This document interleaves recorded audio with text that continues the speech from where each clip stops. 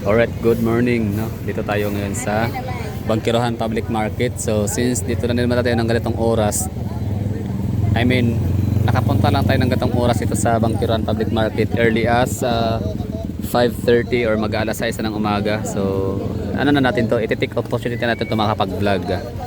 Kasi lang, no? So update, ano bang hitsura ng Bangkirohan Public Market? Yan, ito na yon. Anong hitsura? So marami no, may ganap dito, bagong implementation ang Davao City ngayon na bawal lang magtitinda dito sa gilid-gilid, di ba? Nung naalala yung mga taga Davao, di ba? Mayroon tayong ano dito, mga nakasanayang nagtitinda dito sa gilid. Ngayon wala na. Meron ng demolition team, you know, demolition team. Yan, demolition team right here. And so, ano na no, mas pinalinis ulit yung Bangkirohan Public Market natin ngayon kasi yun na nga, wala nang mga sidewalk vendor or yung parang naglalako-lako dito sa gilid. Bawal na.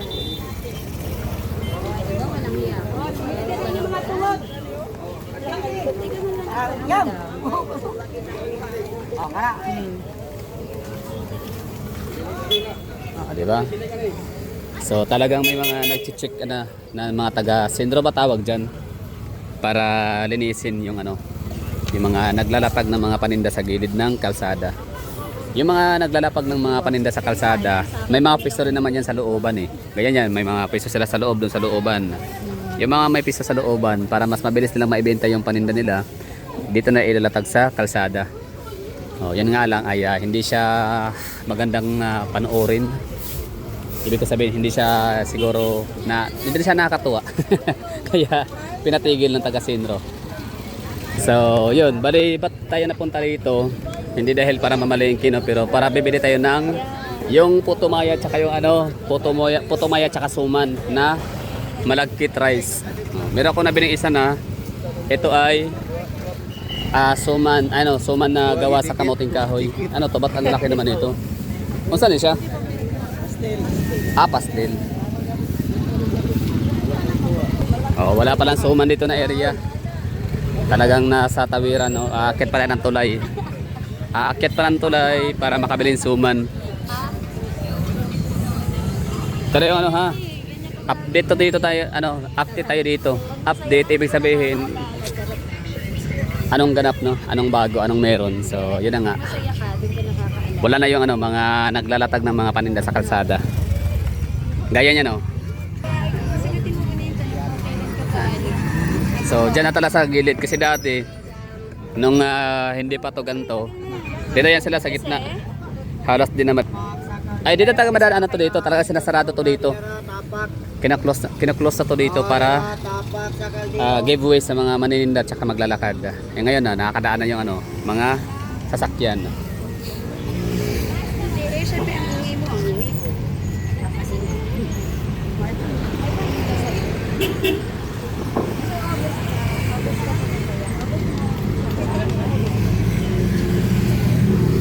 Sino nakakamiss dyan mamalengke ng madaling araw dito sa Bangkirohan?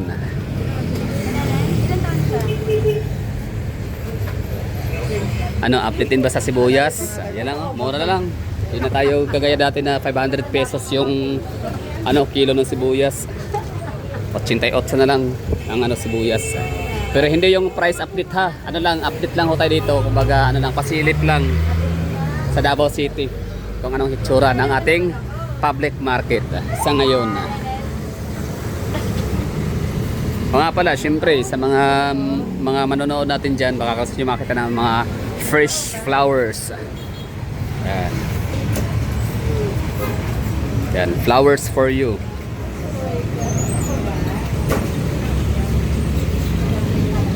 Hindi ko natatanong kung magkano bulaklak dito ha, kasi di naman ako bibili. Pero nung ako'y nakabili dito, huli parang 25 pesos yata per piece. Tapos kasama, basta yun per piece. Para nakabili ako dito minsan. Bulaklak kayo dyan. Okay, tara, akyat. Nga pala, galing tayo doon tayo inabutan ng umaga sa Coastal Road sa may Times Beach. So ipapakita ko lang yung Coastal Road update naman sa Times Beach kapag umaga sa pinakahuli nitong video. Grabe na yung nito, no? habang tumatagal ang Pilipinas, parami ng parami na yung ano, yung poverty incidence tumataas. Kaming mga homeless natutulog sa kalsada.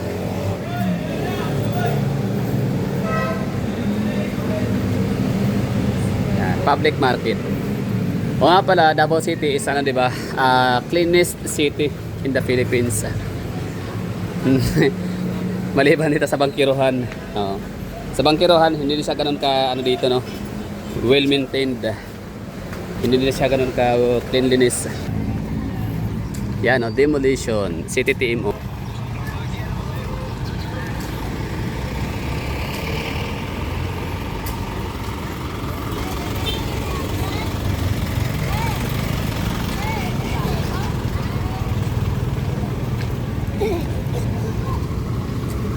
Dito na tayo sa ano, sa may labasan konti. Dito tayo papasok doon sa mga isdaan kasi ano na to, side trip lang. Kumbaga para ano lang ba, parang pasilip ko na lang sa inyo. Ako yung laman ay ano, andito na naglalakad para mamimili ng suman nga.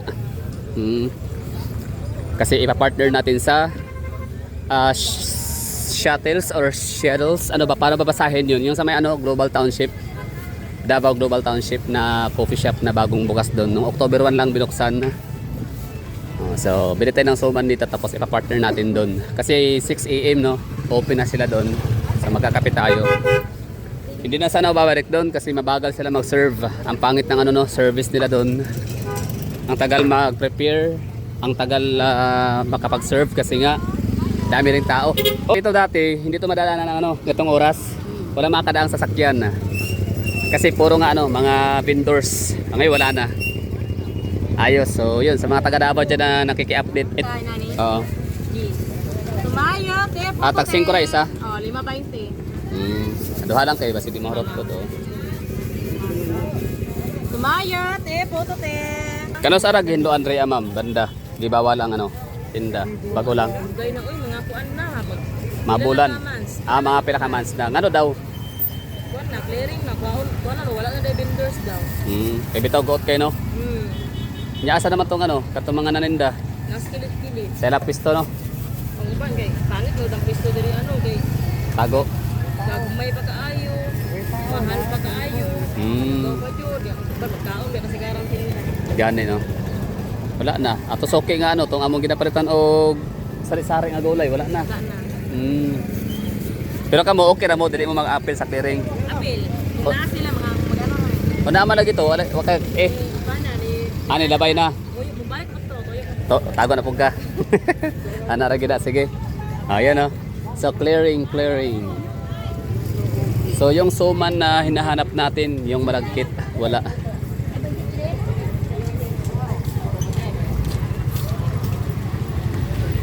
Ito yung itsura dito. O, yan, mas maganda, ambulant. Ganito, may gulong para pag may clearing, makakatago ka agad. Wala, laya na yan.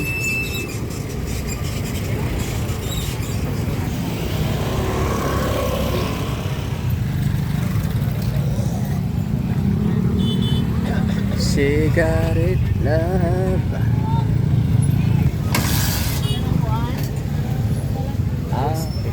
Asang suman? Suman nga malagkit. Na ba malagkit suman? Sige ka na.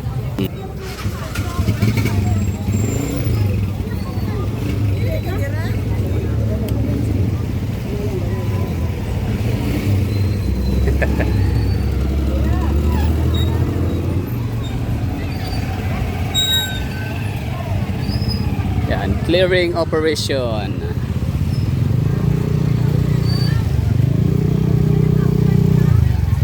Okay tayo dito, no? So we're done. Naikot ko na kayo doon sa kabilang ano, palengke sa may Metro Public Market, Bangkirohan, doon sa may kabila, tawid. Tapos dito rin naman, no? Kabaga, yun lang gusto kong ipakita sa inyo na ang Bangkirohan Public Market ay maaliwala sa yung daan dito. So, yung may mga sasakyan dyan, maaari na kayong mamalengke dito. Dalaan yung mga service kasi makakadaanan yung mga four wheel vehicles. Maluwag na kasi meron ng ano, araw-araw na mayroon talaga ano, clearing operations. Bye bye, ingat.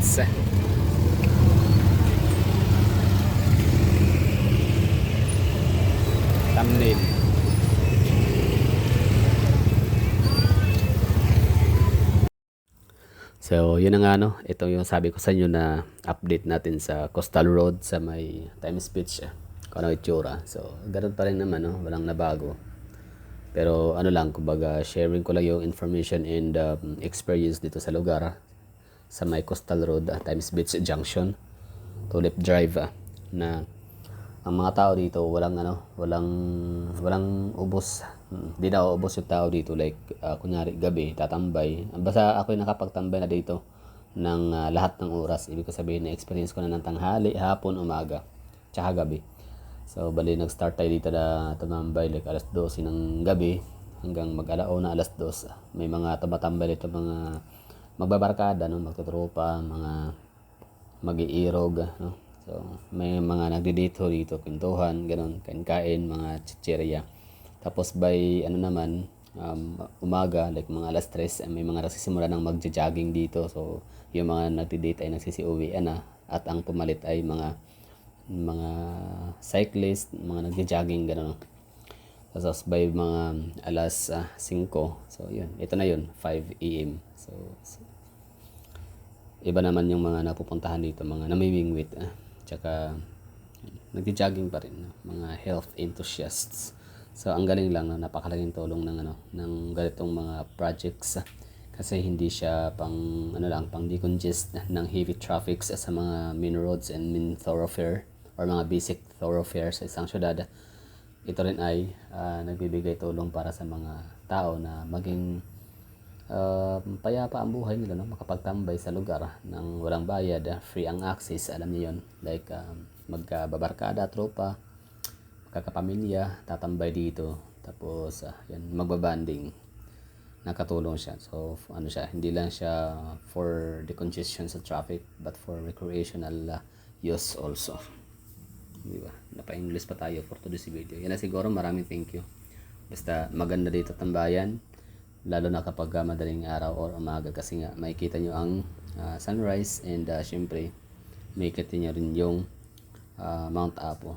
Tsaka ayun, different sets of people, no? Yun nga, from midnight magjojowa, magbabarkada, magtropa, lahat dito tumatambay. Tapos by 3 AM umalis na yung mga set of people na nagdi-date dito dahil may papalit na, no? Magdadagsaan na yung mga nagsisimulang mag-jogging 3 AM hanggang sa pagka alas 5 may mga mamimingwit na, no? Kasi may liwanag na. Tapos yan, alas 6 alas 7 dito mainit na siguro sa araw, no? Kaya wala nang, ewan ko kung may tumatambay pa rin ba sa lugar, wala pa siguro, no, gawa, no? Hindi pa naman maraming purang kahoy dito na pwedeng masisilungan. So yun lang, ganda ng natin, Coastal Road, no? Hindi lang siya pang pamilya, pang sports pa. So okay na tayo dito. Maraming thank you sa mga nanonood dyan. So ingat.